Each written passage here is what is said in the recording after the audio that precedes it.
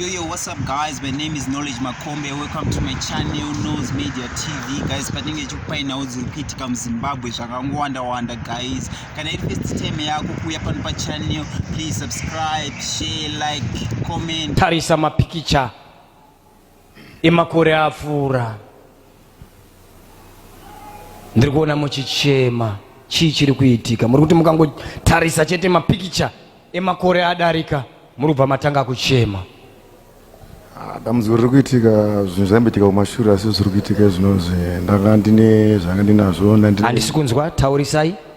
Zvaitika kumashure izvinozvi asi zviri kuitika ndakambenga ndine zvimwe zvandanga ndinazvo zvekutesera imba matracks sofa zvese handisina izvinozvi life yangu yanomira zvakanaka. Makatombotenga imba? Yes. Okay, kupi? Queensdale. All right. Yes. Mukatomboita matracks? Ita matracks here. All right. Yes. Wosaka muri kuti mukambotarisa mapikicha acho mwoyo uri kubva warwadza? Asi ndinakiza nditonzwa kuti buda musodzi zimwe zenguva ndakaita sorry. Hallelujah. Zvinhu zvichari kufamba zvakanaka. Namakore iwayo mutoriwo nemari dzenyu. Kune weukama akauya achiti zvanzi vanhu vari kudiwa kun'anga. Hanzi vanhu vese vari kudiwa chi? Kun'anga. Ndiani iyeyo uyo akambouya zvinhu zvichitokufambirai zvakanaka? Ihanzvadzi yangu. Ihanzvadzi yenyu? Yeah. Makaita sei? Takabva tangoenda semhuri pataenda kumasvingo kunoona murapi airapa.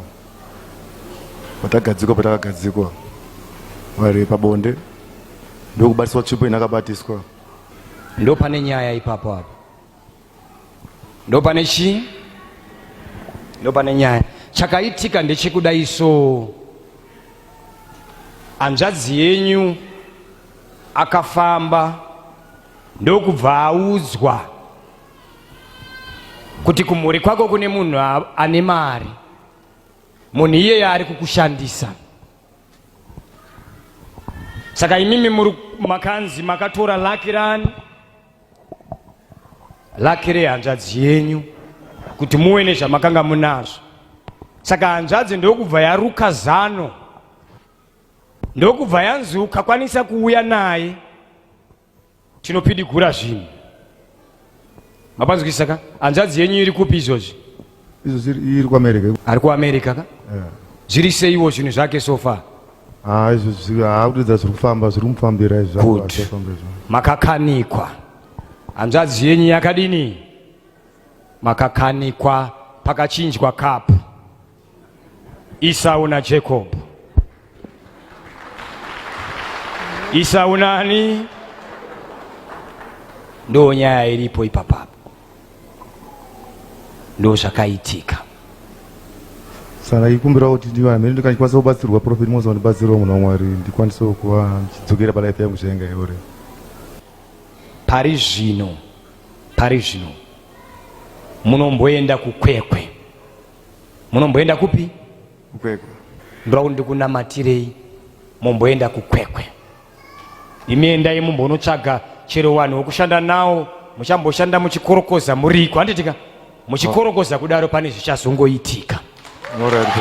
Saka sofa musha wenyu wandiri kukupai mbotovharai tu rumu yenyu monyatsa kunowe mukorokoza chaiye kana ndakunamatirai panapa, asi muri kudivire kupi?